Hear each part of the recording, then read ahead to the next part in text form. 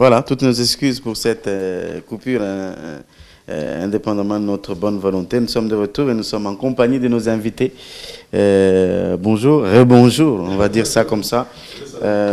Balex Tshilembou, vous revenez après 30 ans du Canada et vous revenez avec un projet, pas main vide, hein, vous revenez avec un projet qui s'appelle Institut médical canadien de Kinshasa. C'est des soins. Vous étiez en train de nous expliquer ce qui vous a motivé à revenir avec ça. Eh ben, ce qui est arrivé, c'est ceci.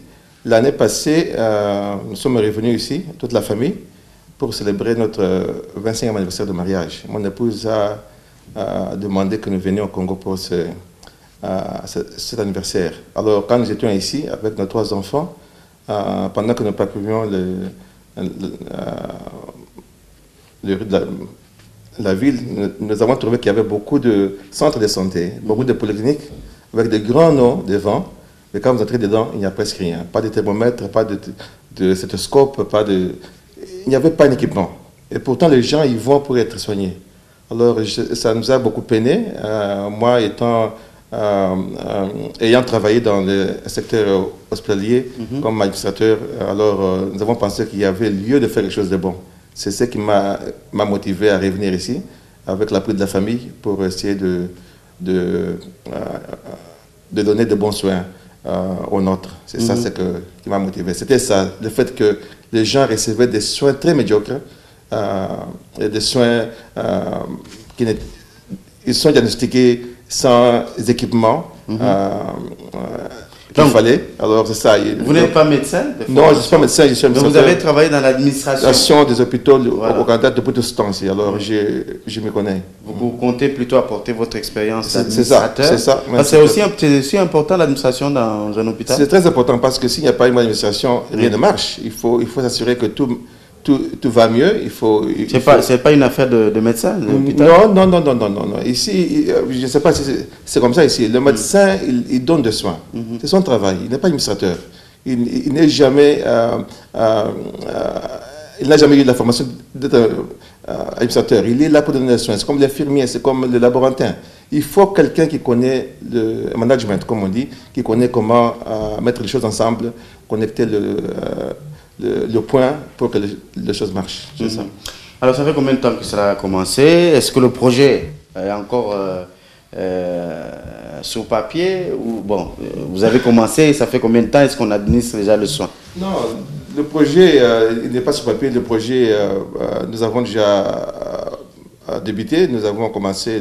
John, toi, tu peux intervenir aussi, n'est-ce pas? Oui. Alors, ça fait à peu près 2 mois. Oui. On est déjà là, sur le terrain. Qu'on administre déjà le soin. Évidemment, nous sommes au début, mais quand même, il y a déjà des gens qui viennent. Il y a déjà des gens qu'on a hospitalisés. C'est-à-dire que ça va, on est sur le bon chemin, quoi. Nous savons qu'avec le temps, les gens comprendront. Nous essayons de faire comprendre à nos compatriotes que parce qu'avoir notre bâtisse, les gens pensent que nous sommes chers, tout cela, mais rien de tout cela. C'est que nous voudrons qu'ils comprennent qu'il ne faudrait pas qu'un endroit soit sale pour qu'il puisse coûter moins cher et qu'un endroit propre puisse coûter plus cher. Alors que la plupart des personnes, c'est ça, Kinshasa. Donc on doit donner et administrer des soins à tout le monde. Quel que soit son niveau. Et les compatriotes doivent comprendre que ce n'est pas un endroit qui est propre qui doit coûter plus cher. On a besoin de soins. C'est ça l'essentiel. C'est l'hôpital. C'est l'hôpital. Donc la propriété doit être plus... C'est que le malade, le patient qui arrive déjà le départ, qui soit déjà guéri avant même de recevoir les soins. Alors, c'est ça. Alors revenons sur le choix porté sur l'équipe qui vous accompagne. Bref, vous êtes parti il y a 30 ans et vous retournez ici. Vous prenez une grande partie des personnels soignants d'un grand hôpital que l'on connaît au Kasaï occidental, l'hôpital Chikaji. Donc vous avez un personnel qui vient de là. Bien sûr. Ce choix n'était pas au hasard. Chikaji, comme l'IMESCA, est connu pour de bons soins. C'est un hôpital américain qui a travaillé avec l'église les églises au Congo, les églises presbytériennes, des Mennonites, et aussi, je ne sais pas à quelle autre église. Alors, les gens qui y vont, qui ont travaillé à Chikaji ou qui ont suivi une formation à Chikaji, sont des excellents. Et ça, il ne faut même pas en discuter. Alors, quand je suis revenu, je me suis décidé de retrouver ces gens qui connaissent le travail et qui ont aussi la morale. Parce que tu vois ce qui se passe ici.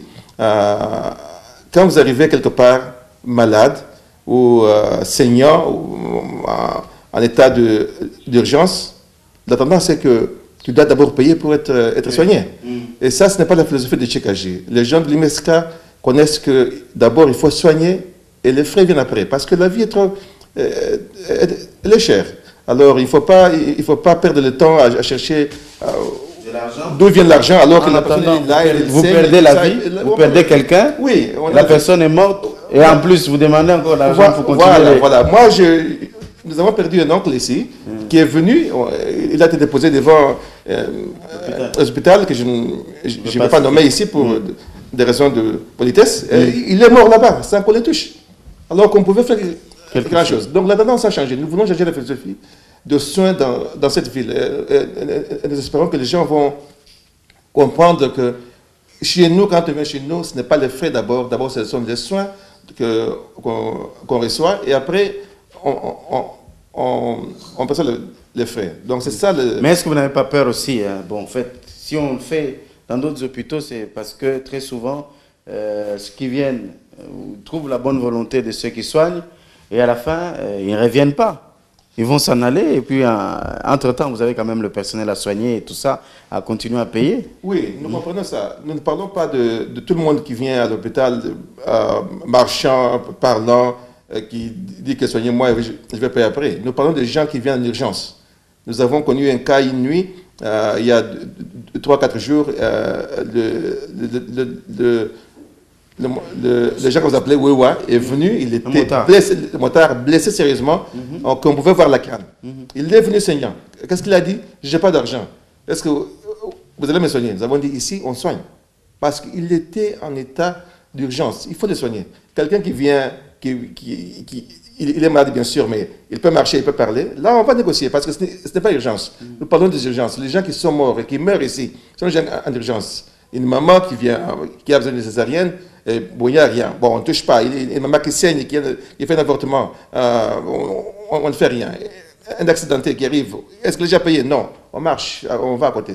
Ça, c'est ce que nous ne voulons pas. Nous voulons changer la philosophie. Alors, nos téléspectateurs doivent se rassurer que quand ils viennent chez nous, ils recevront des soins de qualité avec compassion. D'accord, avec compassion, ça c'est le plus important. Voilà. Mais surtout, qu'il faut rappeler que vous avez choisi un personnel local, d'ici. Local, bien sûr. Oui, et puis, bon, avec une expertise qui va être canadienne aussi, je pense. Il y aura des médecins qui vont venir du Canada. Nos médecins, jusque-là, sont des médecins congolais qui sont là. Il y aura de temps à autre des médecins canadiens et américains qui viendront ici pour peut-être 2-3 semaines pour faire des chirurgies. Par exemple, en novembre, il y a un docteur qui va venir ici, docteur Martins, qui va venir ici pour faire la chirurgie. Ça, c'est pour des gens qui ont des goitres. Il va le faire chez nous. Et il vient parce qu'il était né au Congo et il est rentré aux États-Unis, il a de nostalgie. Alors il vient comme ça. Oui. Chaque 2 ans, il vient. Alors il sera ici en novembre. Alors les gens qui ont les goitres, qui ne savent pas où aller, il fait passer chez nous à Cabinda, à l'IMESCA, sur Cabinda 18A, et puis ils vont nous voir, et puis ils auront de bons soins aussi. D'accord. Alors ça, c'est déjà... donc le projet est là. On a quelques images d'ailleurs qu'on est en train de voir pendant que vous êtes en train de parler. Voilà. Alors, vous avez conçu le projet pour à peu près combien de lits? Combien de malades vont être hospitalisés ici? Nous avons 15 lits. C'est la capacité que nous pouvons voir. Notre projet, nous planifions de nous éprendre après. Nous sommes ici momentairement. Quand nous serons bien installés, nous allons chercher une place et là nous allons plus grand, on va construire de notre façon, faire quelque chose. Si on a préféré commencer par location pour lancer le projet. Lancer le projet d'abord. Donc, bon, alors ça c'est la capacité que nous avons maintenant. Vous avez rencontré des difficultés pour installer tout ça? Oui, difficulté parce qu'il fallait d'abord trouver une place qu'il fallait, quelque chose d'accessible, propre aussi. Alors, nous avons vu plusieurs bâtiments qui n'étaient pas à la hauteur de ce que nous cherchions. Et l'autre difficulté que nous avons eu, c'est du côté de la douane. Nous avons souffert avec la douane malgré nous. Donc, c'est ça. Donc, ce sont les difficultés que nous avons eues. À part ça, c'était bien parce que nous avons eu une équipe sur quand place. même du matériel médical. Oui. Que c'est pour les soins des Congolais. Ça vous a quand même compliqué ça? Oui, ça complique toujours parce que je ne sais pas comment ça va, mais ça complique toujours. Quand on fait venir les histoires de la douane, ce sont des équipements médicaux. Par exemple, j'ai acheté des rouleaux de ECG. Des ECG, je les ai achetés à $150 en Chine. Quand ils sont venus ici, on m'a demandé $500.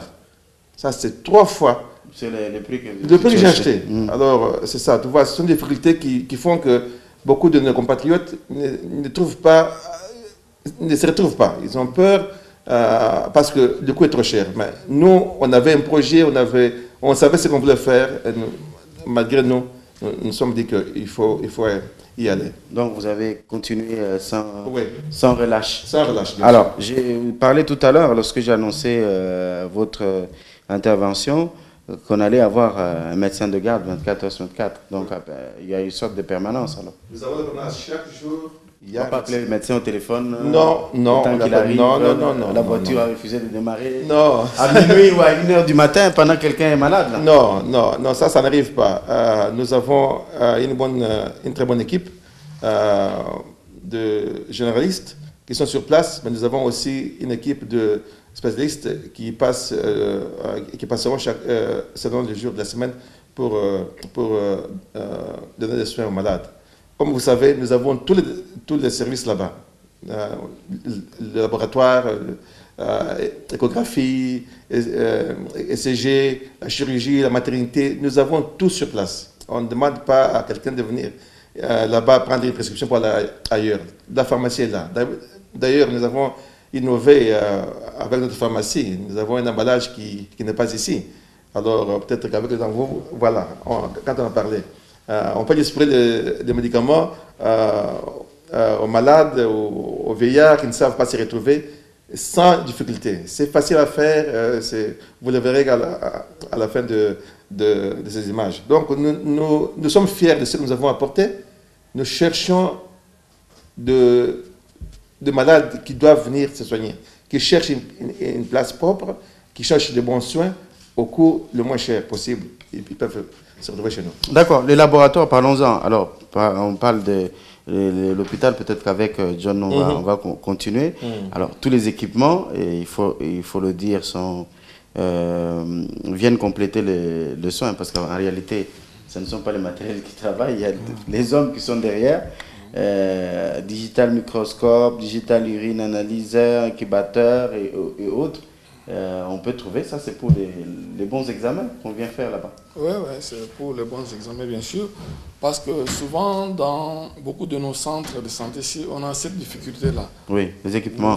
Pour les équipements, vous y allez, un examen demandé, vous devez vous déplacer, faire des kilomètres, aller... Faites l'examen le matin, vous revenez le soir. Alors que chez nous, en tout cas, nous avons le maximum de matériel. Vraiment, il y a beaucoup, je ne sais pas les 3-4 examens qu'on peut faire chez nous, vraiment on a toutes les machines pour le faire. De ce côté-là, vraiment, les gens peuvent se rassurer. Nous avons de bonnes machines et qui font du bon travail. Le maximum alors. D'accord. Nous avons aussi le réactif sur place. On n'a pas à aller chercher quelque part ailleurs. D'accord. Ça, c'est bon. C'est très bien. Je vous encourage, messieurs, pour le projet. Revenez-nous quand même. Pour les Congolais qui sont à l'étranger. Les bruits, c'est bien. Mais c'est toujours bien quand vous revenez au pays.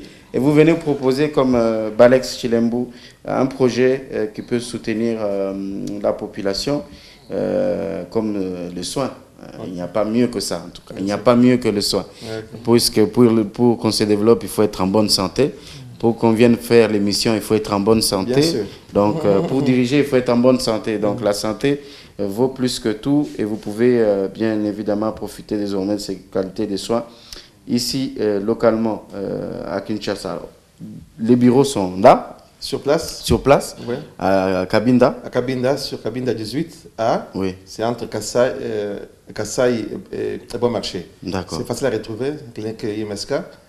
Notre numéro de téléphone, c'est 084 84 64 151. Ah, facile à retenir. Oui. Donc, quelqu'un qui... 84 84 64 151. Voilà, 84, Voilà, 84, 64, 151. Oui, oui. Et vous aurez l'équipe de l'IMSCK. Sur la même avenue, il y a KMC, qui est aussi une clinique, mais qui est plus avant nous, vers Kassabou, n'est-ce pas? Non. Un peu en amont, là. Un peu en amont. Nous sommes plus bas. Alors, les gens confondent quelquefois. Nous sommes IMCK et l'autre clinique, c'est KMC. Donc, voilà. Il y a la différence. Bon, ce sont des collègues qui complètent le travail que vous faites. Merci, monsieur, d'être venu ce matin. Merci beaucoup. J'espère que les téléspectateurs seront nombreux. Viendront d'abord pour être curieux et découvrir ce que vous savez faire. Ils sont les bienvenus. Et on vous encourage donc de revenir. Dites aux autres amis Congolais ou Canadiens de venir. Le Congo est assez vaste. Et on a encore besoin d'idées et de projets. Merci beaucoup. Bonne chance. Merci beaucoup, Salomon. Allez. Okay. Nous allons marquer une pause. La pause sera bien évidemment publicitaire pour honorer tous les partenaires. Et puis on se retrouve juste après la pause pour la suite de votre tasse de café.